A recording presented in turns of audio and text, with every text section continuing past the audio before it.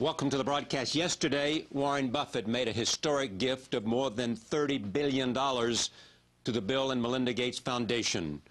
Tonight, in an exclusive conversation, their only television appearance, Warren Buffett, Bill Gates, and Melinda Gates. I wanted the money to be used effectively, and I've looked at a lot of foundations, Charlie, and there are a number that I admire, but there's none that are in the same class, in my view, as the Bill and Melinda Gates Foundation, and not just because of size.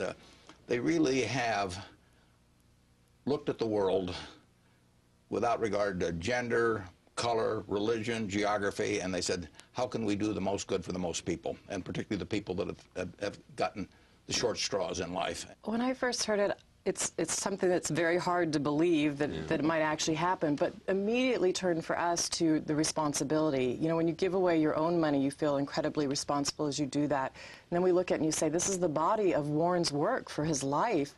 You feel, I think, doubly responsible giving away somebody else's money. And then I think immediately we turn from that and say, okay, what can be done for the world? What can be done for good? And it's just an awesome thing to be able to think about the number of people that you could lift out of poverty. In some ways, if you make mistakes with your own money, you don't feel as bad about it as if it's someone else's. So now we're you know, even more intent on doing it right. And it's a very exciting time. The advances in medicine and other things we can do to relieve poverty, we've been making good progress.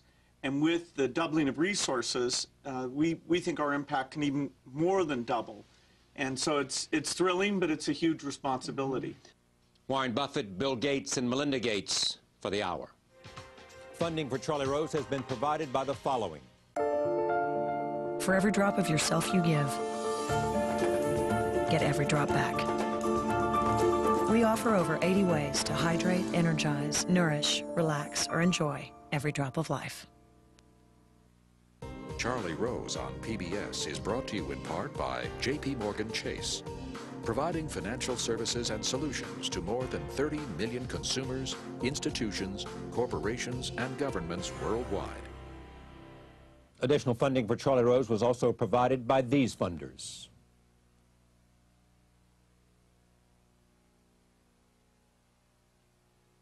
And by Bloomberg, a provider of multimedia news and information services worldwide.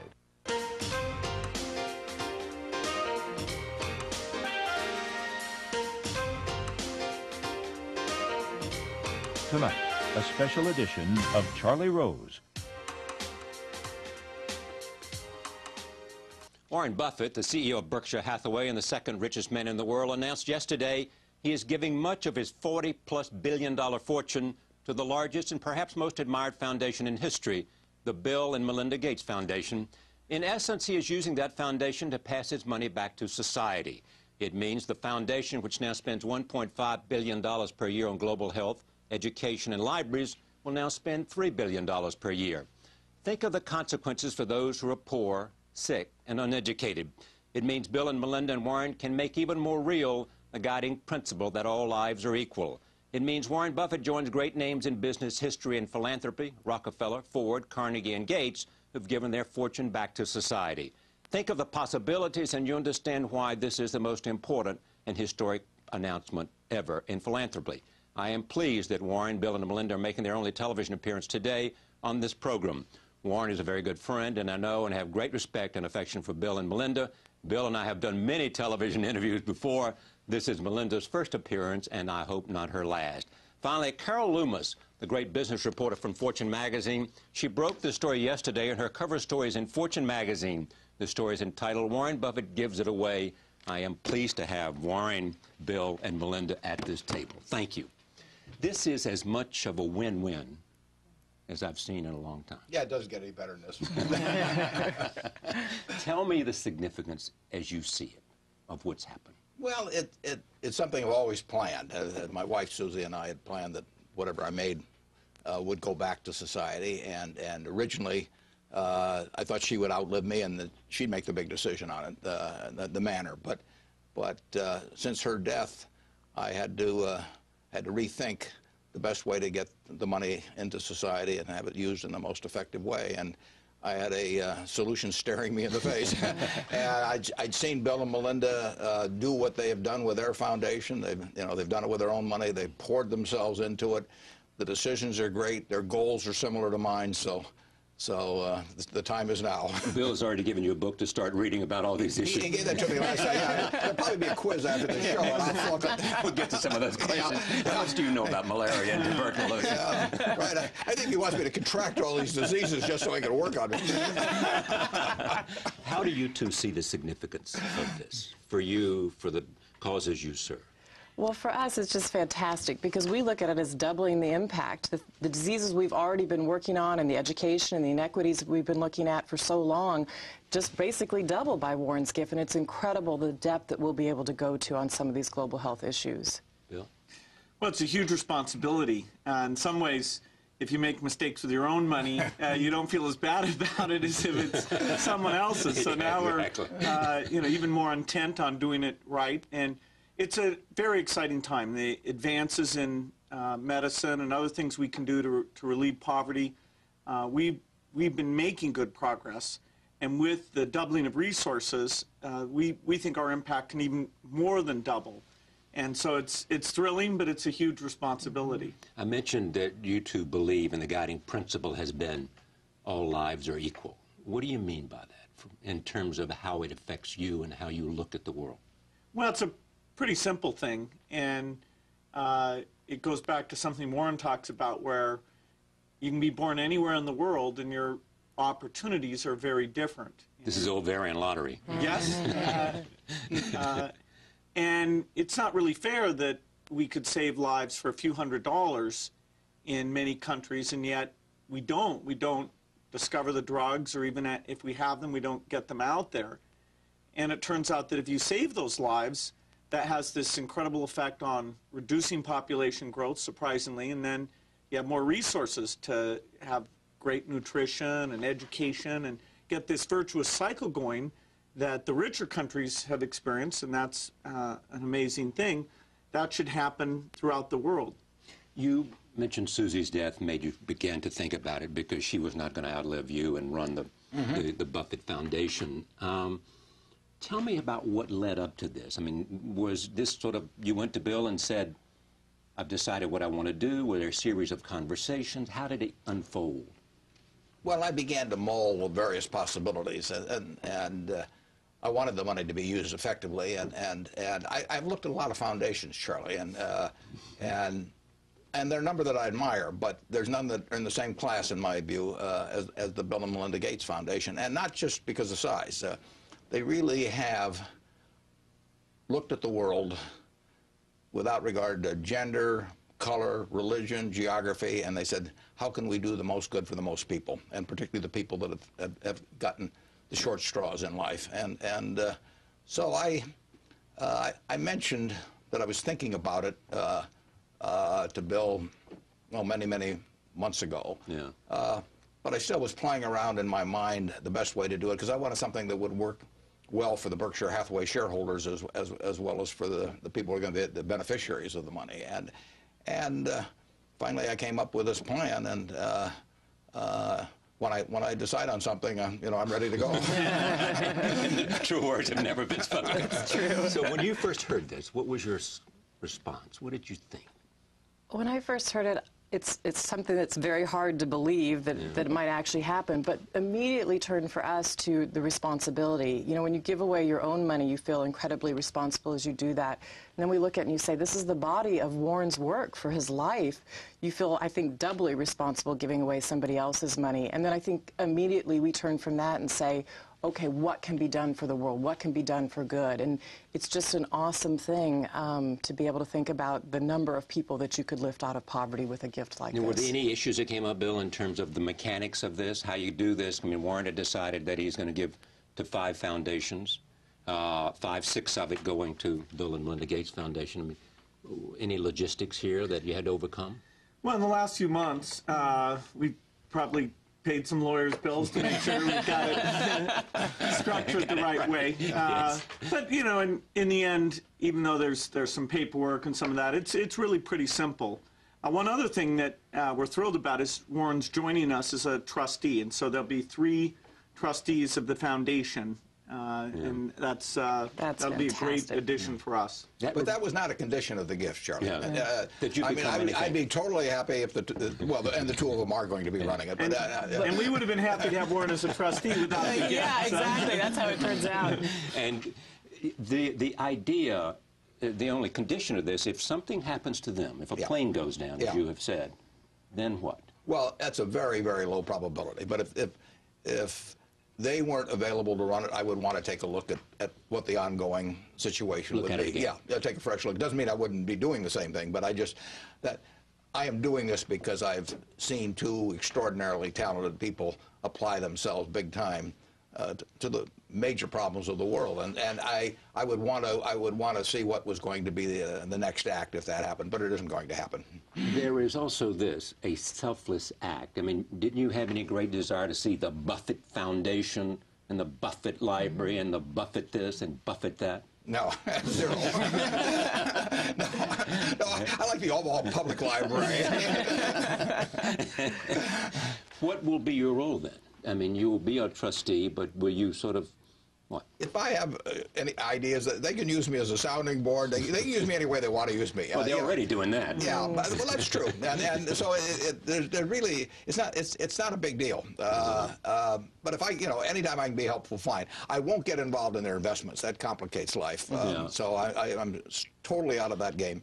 Are their priorities your priorities? Yeah, overwhelmingly they mesh. Yeah, I wouldn't be doing it otherwise. And you have the Susan Thompson Foundation still looking at other issues, and the kids have foundations which are involved in a range of issues. I've seen what they're interested in. I mean, and I've seen the way they pour themselves into it. Bill gave a presentation at the Greenbrier in 2001. It was right after 9/11, and it was one of the best talks I've ever heard. I really wish I'd had it on tape. I encourage you to go on with Bill Moyers later on. But it blew us all away. There were 40 or 50 of us there, and when you see a couple of outstanding minds, passionate about doing something that's in sync with what you would like to see done, that's a no-brainer. You describe the brains as ungodly in Fortune magazine. The idea of what impact this has. Will it change priorities? Will it change, obviously, the size of the staff? Will you be able to do things that you couldn't before? Well, absolutely. In some ways, we have the challenge of success. That is, every time we get a new drug, then you have a much bigger problem of how do you get it distributed? How do you make sure it has the impact you have in mind? And if you look at the top 20 diseases, there's at least 10 of those we're making very good progress and can expect in the next 5 to 10 years to have solutions. And so scaling up is very important. In education, as you get one high school that's working well, it's a model, you'd like to see that spread throughout the country. And so what we've got here is the opportunity now to really deepen and accelerate. We'll add some things that relate to poverty, but the top goal being going after the health and poverty issues, and then education is the second. That's not going to change. You have found that, in fact, if you can change health, it will have an impact on how many children people have. It'll have an impact on a whole range of other things beyond their health. Absolutely. And I think what this allows us to do is deepen what we do in health. So where we're already working on medicines for malaria or tuberculosis vaccine or an AIDS vaccine, we can also start to surround those programs. You can't give somebody medicine if they don't have any food in their belly to eat or if they don't have clean water. And so looking at some issues around, say, agriculture to help small farmers in Africa, give them drought-resistant seeds for sorghum or help them get seeds that if there's a virus in their banana doesn't spread from crop year to year, help them get their products to market and have more information, helping them figure out ways that they can have clean water or healthy food to lift their family up while we're also starting to solve some of these diseases, I think is how we'll deepen the impact of what we're doing in health. Is there and has there been any kind of dilemma between spending money on terms of the future, as you did with the Grand Challenge, and spending money today in terms of the logistics of getting existing drugs to people? Absolutely. I mean, we have finite resources, and there's a very healthy dialogue that goes on where some say, hey, you ought to spend more on the immediate solutions, and others say, no, you're kind of unique in being willing to fund the research, and so you should focus more on that. And that's great. Having that ongoing dialogue, people who disagree with this, getting advisors to come in on those issues is very helpful. You know, take AIDS as an example. Spending money on prevention has this incredible impact because every case you prevents the cases that might have caused. But then you see the face of the tragedy, the people who are getting ill, and you want to have treatment getting to them as well. And so these problems are big problems that can absorb huge amounts of money. And in fact, that's why we need to work with governments and make sure they get involved. And we've been very pleased to see many governments around the world step up and do more in this area of global health. And I think sometimes we also look for, is there a model project that we can do to prove something out that then can be taken to scale in other places? So we got in early with antiretrovirals in Botswana, knowing that we couldn't possibly give antiretrovirals to everybody in Africa that needs them, but if we could prove out that a country could really do it when it wasn't being done. So we got into that in 1999 with Merck. We each put in $50 million. And the first time Bill and I went to visit Botswana, even in 2003, there were only about 3,000 people, even then, with our program on antiretrovirals. But now we've taken that where you've got 62,000 people in the country on antiretrovirals, and it was a model program. So then when the government money, the PEPFAR money came in from the U.S. government, that could be expanded in other countries. So a lot of times we'll go in that way. And the research in terms of all these things is an ongoing huge commitment in terms of the payoff coming down the road. In terms of, you mentioned the 20 diseases. Give us a sense of what diseases that you think we're around the corner from dramatic differences. Malaria, TB, HIV. Yeah, then there's a series of diarrheal diseases, including rotavirus that we have a new vaccine for, and two other causes of diarrhea. So that's the two biggest killers of kids under 5 are diarrhea and respiratory disease. And we see that we can get through about 5 different vaccines drastically eliminate those deaths. It's over 10 million children a year die, and those are the top 2 causes. And so the top 5, AIDS, TB, malaria, and those 2 childhood causes, we're making great progress there. The other 15, like visceral leishmaniasis, are less known because they're only in the tropical areas. Yes. But He's going to be my family doctor, Charlie. I can see that. I mean, this guy is. He's got it. Yeah, I want him in the operating room. Or you're expert on tropical diseases too. The idea of what they are doing, was it important to you to be able to make this philanthropic gift and have it pay off immediately? Well, you certainly want it to be used intelligently immediately. The payoffs don't necessarily come that fast. And frankly, that's why they'll be a lot better at this than I am. I like immediate feedback on things. You know, I'm the kind of guy, if I walk into the ice cream store, I want a triple dipper right there. You know, so you don't want to send down. And really, philanthropy, you have to have a longer view than that. You have to take delayed results in many cases. Now they're going to be impatient to get the best results they can, but it's a different game in that respect, and they're very well suited for it. You weren't convinced that you'd be good at philanthropy, were you? I think I'd be terrible at it. Why? Well, other than the fact you just said. I like the fast feedback, but secondly, it probably requires answering to a bigger constituency in a sense than I like doing. I like to look in the mirror and ask myself whether I'm doing okay, you know. And there are a lot of people whose opinions I really don't want to listen to, you know. So you have to be a little more diplomatic, perhaps, than I am. And you know, I'm just delighted, Charlie. You know, as I said in that article, I mean, if you've got something important in life to do. Let's say I was going to play the golf match of my life, you know, and I could get somebody to substitute for me like Tiger Woods, I would do it. Go with Tiger. No, and if I had to sing on television, you know, and I could just mouth the words and get Sinatra in the back room, you know, doing it for me, I'd do it. So the idea that you have various responsibilities in this world, and this money is a responsibility, but if you can get somebody better at doing something that needs to be done in your place, you know, I'm used to that. People have been speculating, as you know, for a long time about why you haven't done this before. And you were saying you haven't done it before. Susie's death was one thing. Yeah, well, no, but if you go all the way back, Charlie, I mean, Susie and I decided when we were in our 20s that money would go back to society. When you told her you were going to get rich, one thing you could, sure. Well, I was sure of it. She thought I was delusional, but as time went along, I managed to convince her. But you know, it was always going to society. There wasn't any question about that. Now, my logic, but it also went down the grade of what I wanted to do. But my logic was that philanthropic needs would be huge today, tomorrow, 20 years from now, 100 years from now. And if people were going to devote their money to philanthropy, the ones who were high compounders should take care of the philanthropy 20 or 40 years out. Because that would be you. It would pound. Yeah, and I really thought, you know, it made way more sense than to give $1 million 30 years ago, which might have been all I would have had available, to have it compound. And people who are low compounders should take care of the current needs. I mean, if I ran a university and I had 2 wealthy alumni and they were going to supply all the money, I would take the guy who wasn't going to do much with the money and use his money currently, and I would have the other fellow compound for me. So anyway, it was a convenient way to think anyway.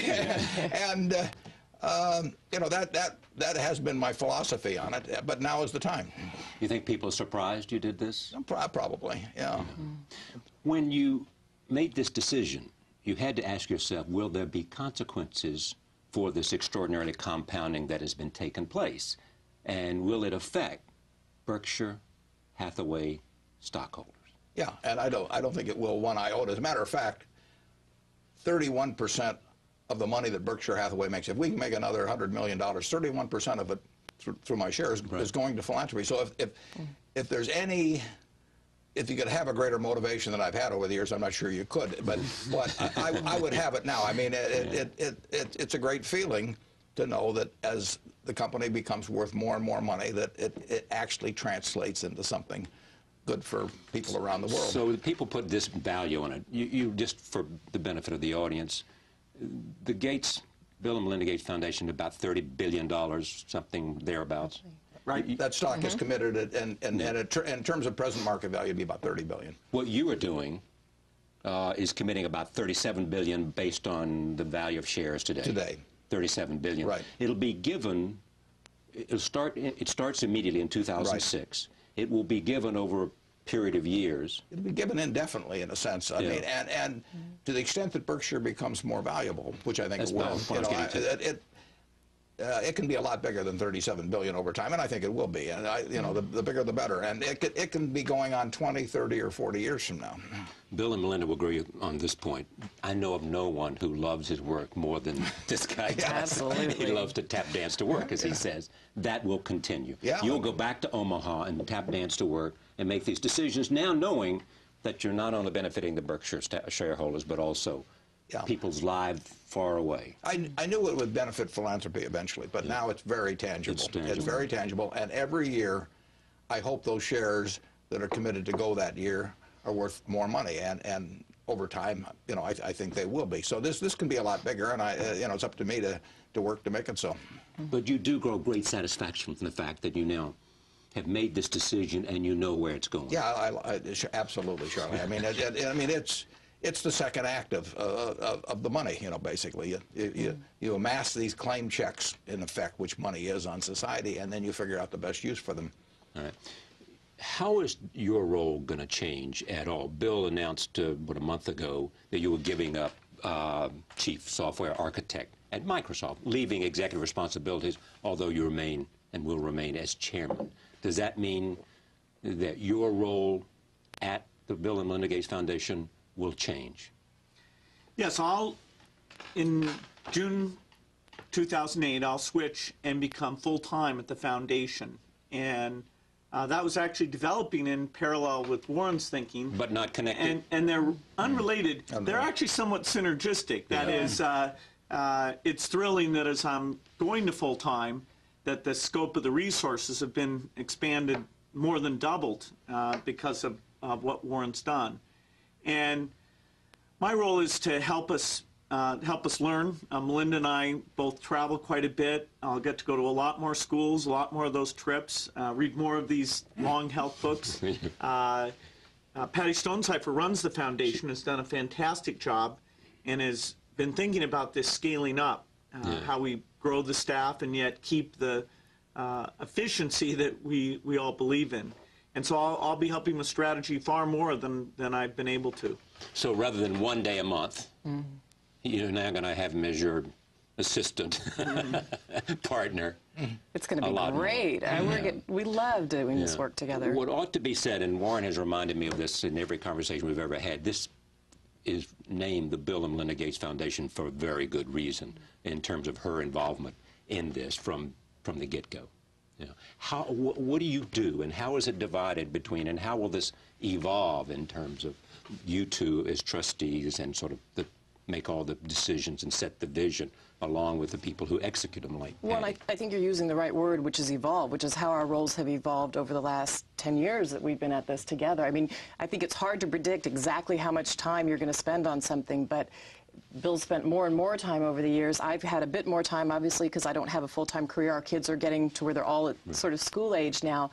But, you know, I think it gives us more time to travel together. I think it really gives you a depth to the work when you can go out to Bangladesh and be in the slums, go out to India and be there, be with the people in Africa. It gives you a real depth to understand what are the issues they're facing. There's an incredible program already in tuberculosis. It's been going on for a long time, where every day for 6 months, if you're trying to be treated of tuberculosis, they give you a pill. So I was out in Zambia and saw this going on recently.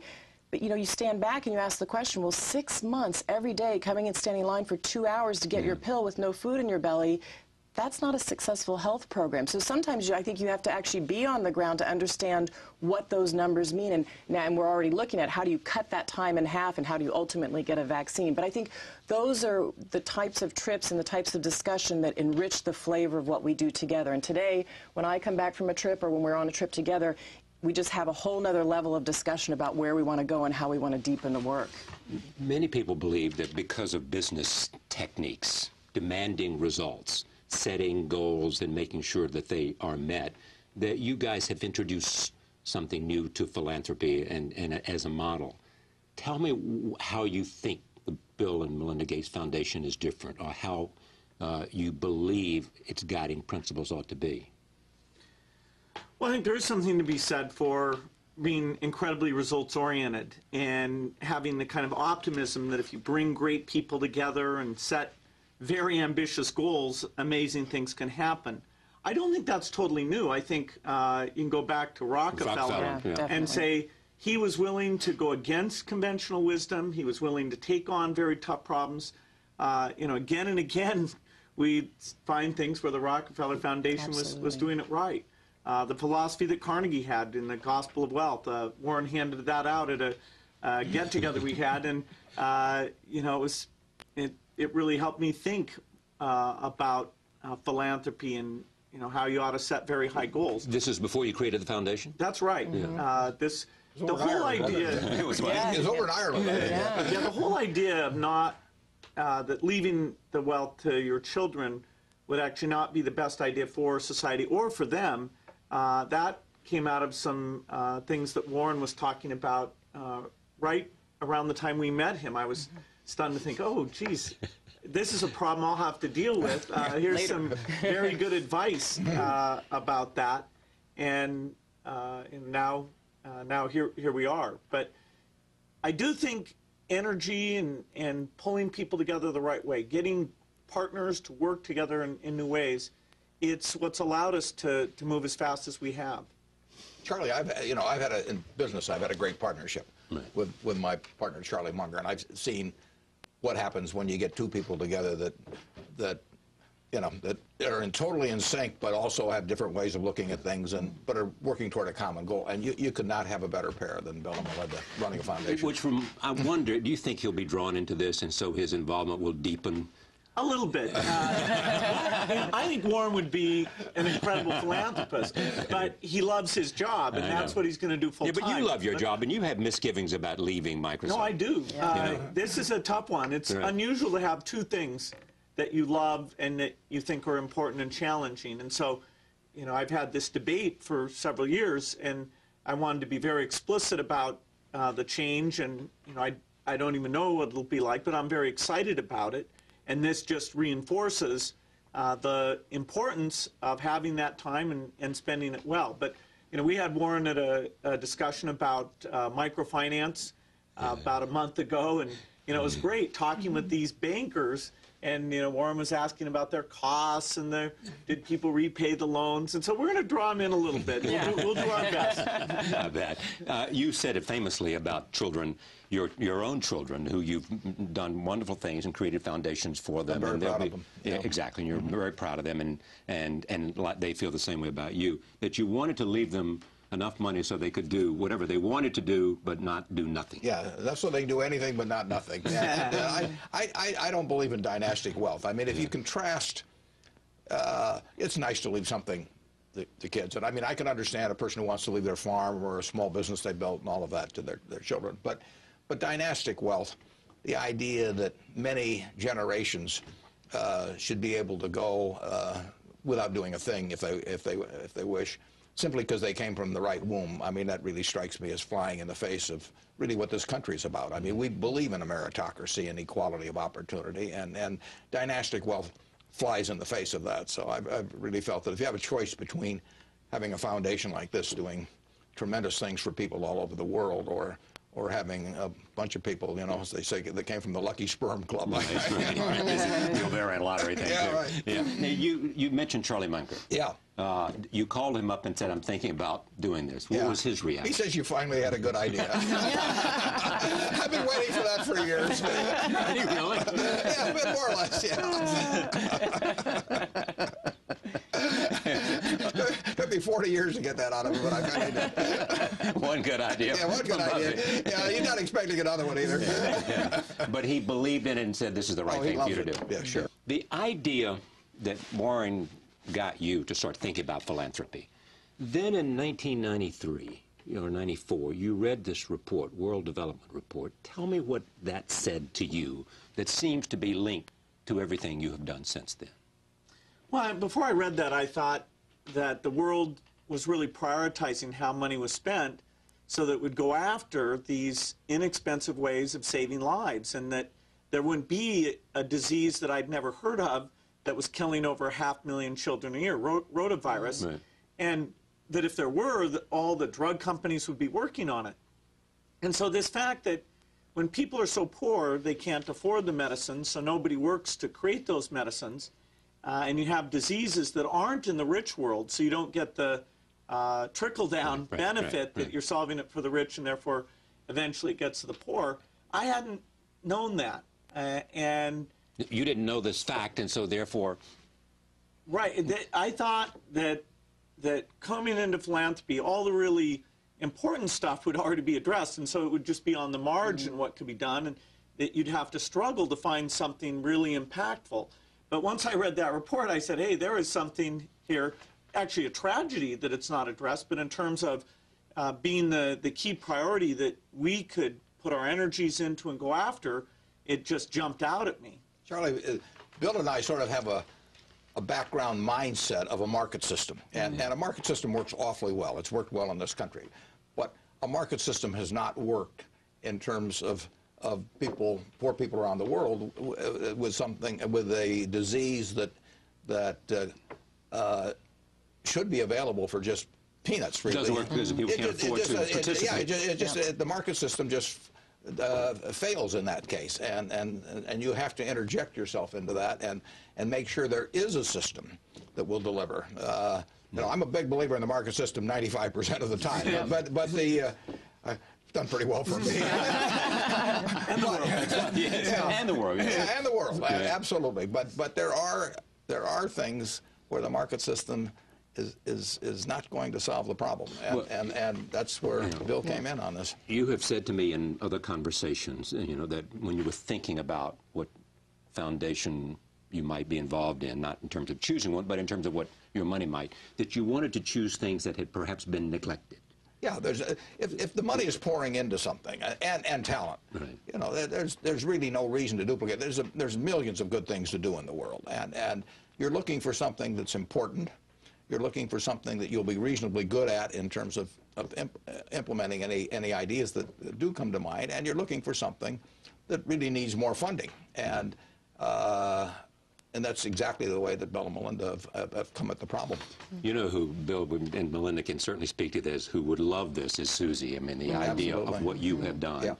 Because she said to me, you know, I mean, I'm always wanting him to do more. Yeah. You know, I was not not holding her back. We'll put it that way. Holding back from speaking her mind or from giving away.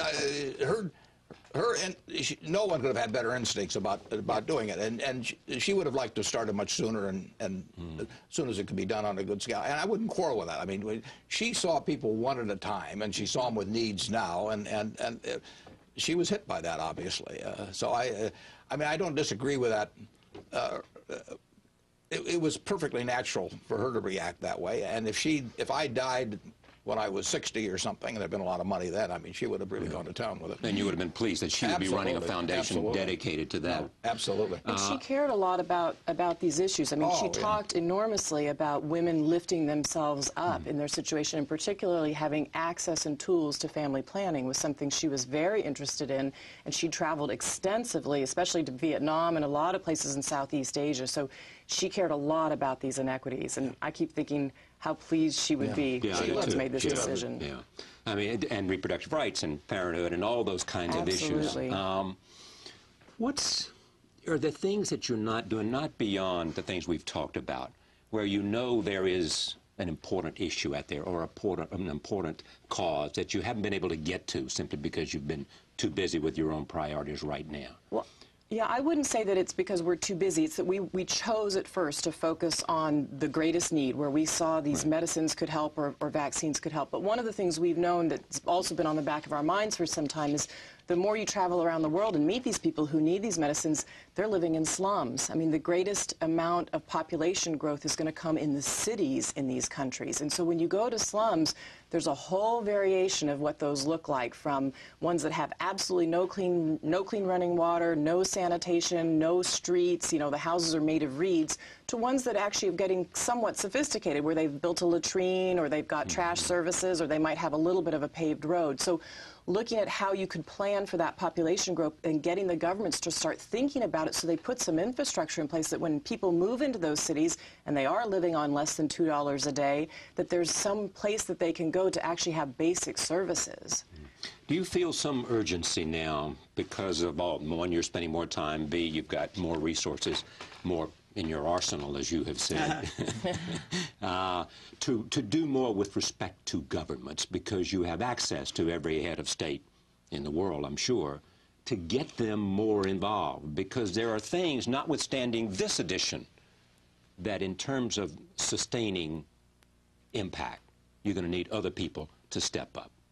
Absolutely. And the last few years have been good. The United States, under President Bush, has stepped up with the AIDS money under the PEPFAR program. A number of European governments, led by the UK, but with France and others, have stepped up and given more money to vaccines. Norway also doing a great job there. And we need to keep that going. Bono has been a great partner in getting that dialogue going and creating the visibility. In fact, Warren and I called him up and gave him the news of what was going on here. This was last night or a week ago or what? Yesterday afternoon. Right after the story came out. We could not create another possible leak. Oh, yeah. He might be singing about it. He'll be singing about it tonight, I'm sure. We hope so. Go ahead. So, you called him up. Getting governments, the rich world governments, more engaged in these issues in the right way, and then getting the developing world governments to have these priorities and get the infrastructure in place, that will make a big difference in how effective we are. We have to do that, and we're going to get more time to focus on that. And treating with more urgency. How much corruption is there in the delivery of health care to the poorest among us in the most difficult countries? Well, in fact, some things like building roads or building a dam, things like that, you end up with a lot of layers that lend themselves to diverting the money. With vaccines, it's easier to have transparency. Nobody likes to hoard them because you don't need that many. And you have to refrigerate them and all that. Being able to go out and check if they were actually delivered, to check the coverage is relatively straightforward. So we have to be vigilant on this. There's always going to be things like, you know, the Jeeps that got bought and where did they end up. Right. And, but it's a simpler system than most development, and therefore we ought to be able to make sure that 95% of it gets exactly to where it should go. There's going to be a little bit of leakage, but in fact, if you're not comfortable with that, you shouldn't It's wrong business get to in be this in. field Yeah, exactly. at all. Okay. If you don't recognize leakage, that's it. You hope, in what way this will, in a sense, spur other wealthy people? Well, it's an interesting thing, Charlie. When people are thinking about amassing wealth, they frequently go to somebody else that they think knows more about it than they do and join in. I mean, 50 years ago last month, I started a partnership, and 7 people gave me $105,000. Now, why'd they do it? They thought I would be better at accumulating money for them than they could themselves. Good bet. Well, it worked out okay. But why not apply that same thinking when you're eventually dispersing wealth? I mean, the idea that your old business cronies or some local pals at the country club or whomever, or even a professional staff that may take over the agenda. The idea that you can't also apply that same theory of getting people that are better than you are at doing something in dispersing wealth as well as in amassing wealth, I think it's sort of obvious. So I would hope that people, even of modest means, that don't have something specific that they really want to do it. And if they have something specific, God bless them. I mean, if they have their alma mater or whatever. But if they really are sort of groping for what to do with far more money maybe than they ever anticipated that they would have, they can look around. It doesn't have to be the Gates Foundation at all, but they should look around for somebody that they think will do the job better than they could do it themselves, that has somewhat similar goals, and turn the money over to them. I think it makes nothing but sense. One thing that the Gates Foundation does, many people may not know about, is that you create partners where people are not willing to take.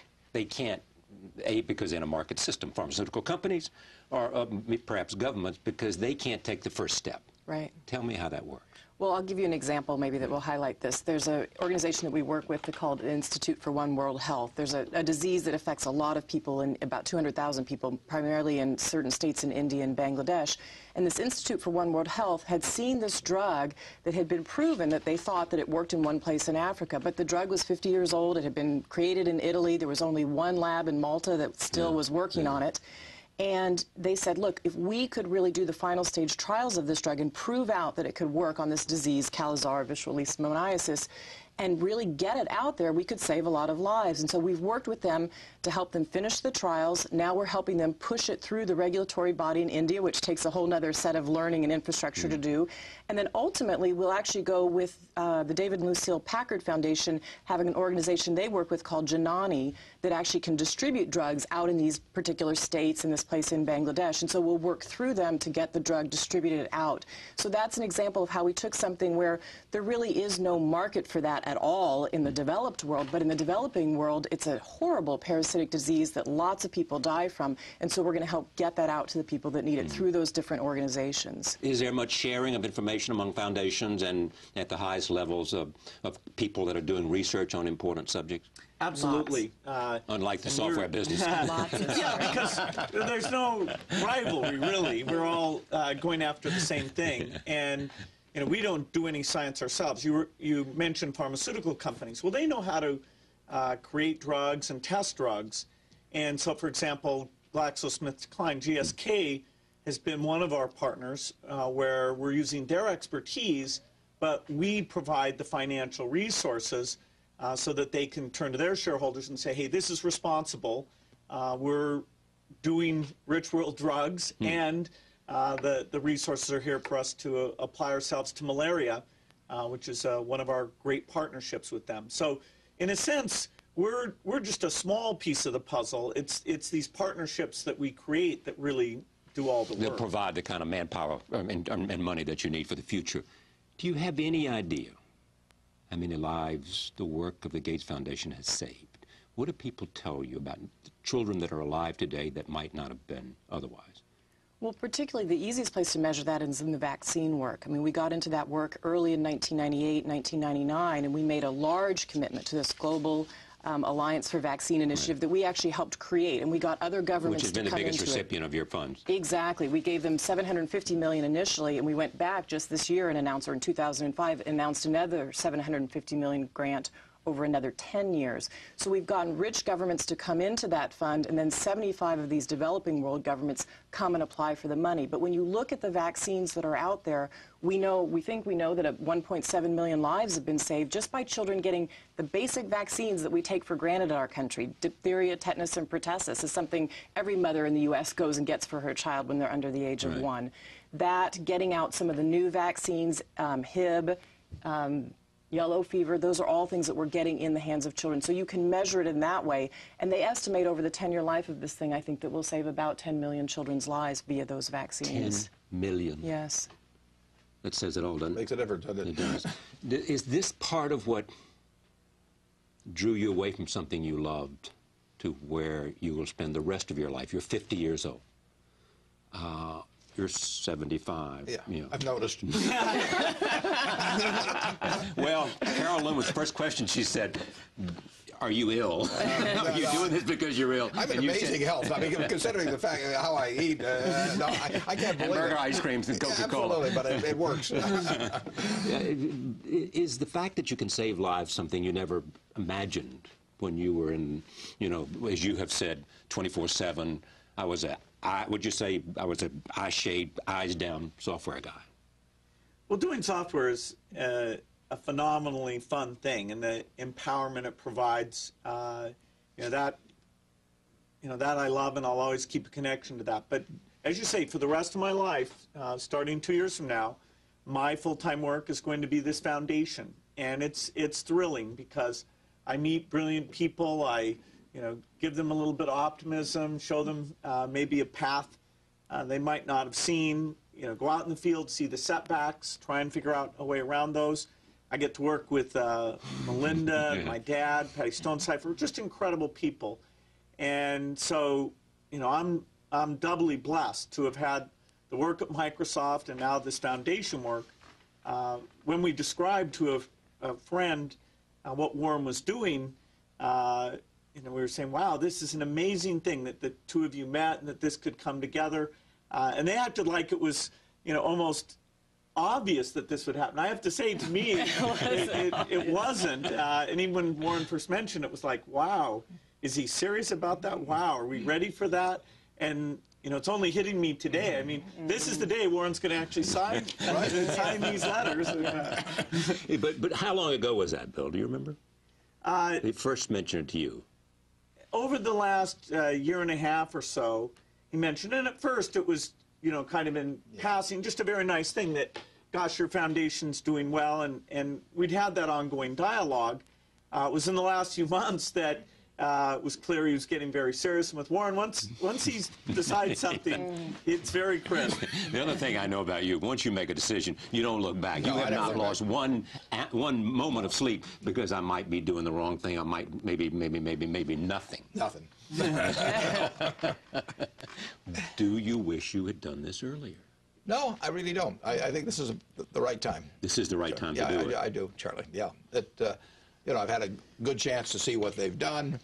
I feel Berkshire is positioned better than ever for the future. I mean, one thing about it is, if I'd given the stock in a lump amount, there might be people who say that they were too concentrated in one stock and that sort of thing. Well, I want the well-being of their foundation to be sort of concentrated in Berkshire because I think it's going to do very well. So I wouldn't want them to be forced to sell it and buy government bonds or something of the sort. So this way, I think I don't see how it could be any better. So they're sitting on stock, and they may or may not have to cash in the stock. Well, yeah, but they'll tend to cash in the stock as it comes, as will the other foundations. But I've got to raise money to spend. All of these years ahead to make the stock more valuable, which is I've always wanted to do anyway, obviously. But it'll be even more fun now. Yeah, but I'm coming back to another point. How will this change your life day to day? Zero. Zero. Yeah. You go back to Omaha and you tap Right. dance to work. Right, and right, you get on the phone. Yeah. Bill once said to me, Yeah. you do three things. You talk on the phone, you read, you play bridge, and then watch an occasional television What else is show. there in life, Charlie? Well, I'll tell you what else there is in life. There is the satisfaction to know and to see that you can, while you're alive, not when you're dead, and not among executors, that you can do something that you can see because it's already taking place, changing lives, saving and lives. see it getting done right, which is really terrific. With accommodation, the idea of what you have done, has it changed your thinking since you began this in 1994, was it? Yeah, absolutely. We're, every year, and we're going to go on learning.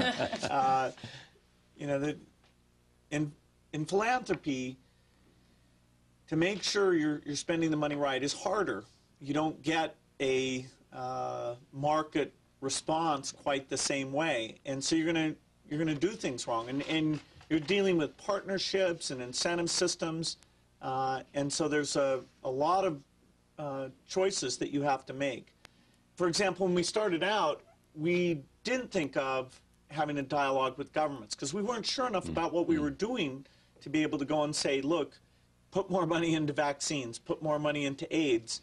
And it was 4 or 5 years into it that we started to say, wow, even our resources are small enough that we're going to have advocacy. And so that's a new capability that we're getting better at, and working with partners like Bono to have that. And we need to keep learning. And even, I would say, even in education, the U.S. education system, realizing, I think we went into it a little bit naively at first, thinking if we could get enough of these small schools up and running, you'd get enough that the system would see how great they were, that they would start to really replicate. And as we've learned more, we've realized not only do you have to have, of course, great intermediaries to replicate those models, but you really have to work with the state and local government. You've got to work at the district level, politics. and you've got to work at the state level if they're going to sustain those schools and grow more over time. And that's been a lesson for us. And we'll take lessons like that in every area that we work in.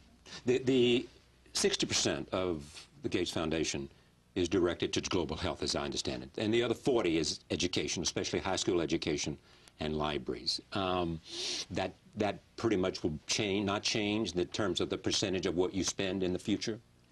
That's right. The global health, which we also now include global development, so the finance and agriculture and slums and sanitation, that's going to be 60+%. And then education, which is very focused on the United States. We said, what's the biggest inequity in the world and what's the biggest issue for the country that we were lucky enough to grow up in to maintain its incredible position and its incredible contributions. And so that will stay as our other big priority and be about 1/3 of the resources. So both will be scaling up with this incredible gift. Global health has gotten more attention, some would say. Is it simply because it's so much more visible, or have the successes there been more tangible than in education? Well, I think you have to realize that global health is a whole mix of problems. I mean, we're talking about malaria and tuberculosis and HIV and rotavirus. So when we talk about it, it's hard to talk about it as all one thing. And I think Bill and I are both equally passionate about how do you lift up these people from poverty, but all the issues related to them. We're equally, we talk a lot about it, U.S. education, but I don't think there aren't quite as many things to go and discuss as there are in global health, where we're constantly pushing in all these different areas. So, and I think also as Bill gets more time and we're in the schools more, you'll hear us even more talking about the U.S. education system. We are passionate about it. And, I think we give a lot of scholarships. We've got 1,000 kids a year on scholarships through one of our programs. And those are fantastic stories when you go and talk to those kids. Thank you for coming. It's great to have you here on this program to talk about this. And I hope you'll do this again now that I've got you to the table. I wouldn't miss the point. Bill, it's great to see you. I mean, I think you and I have done more interviews than anybody else, and it's always a pleasure to have you on the program. This is a great day for you. It's a great day. It really is. And there is a sense of excitement about it because it is about the future and it's about changing lives. And I'm deeply, deeply thankful that you came here because it is such an incredible story of spirit and as you said, the spirit of your late wife, Susie, is part of what's happened here today. Thank you. Thank you all for joining me. Thank you for joining us. The Bill and Melinda Gates Foundation, as of today, is a much different foundation with the same goals, but more, as Bill would say, in its arsenal to make an impact on people's lives around the world, every life that is equal. Thank you for joining us. We'll see you next time.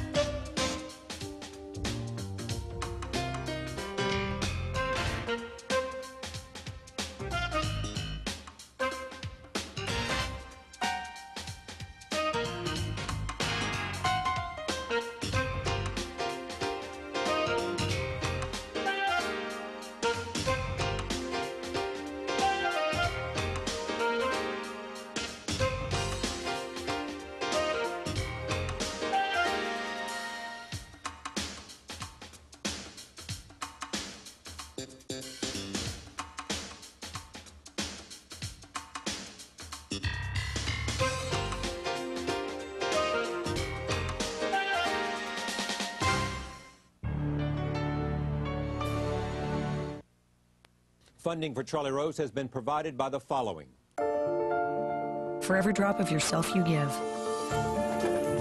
get every drop back. We offer over 80 ways to hydrate, energize, nourish, relax, or enjoy every drop of life. Charlie Rose on PBS is brought to you in part by J.P. Morgan Chase, providing financial services and solutions to more than 30 million consumers, institutions, corporations, and governments worldwide. Additional funding for Charlie Rose was also provided by these funders.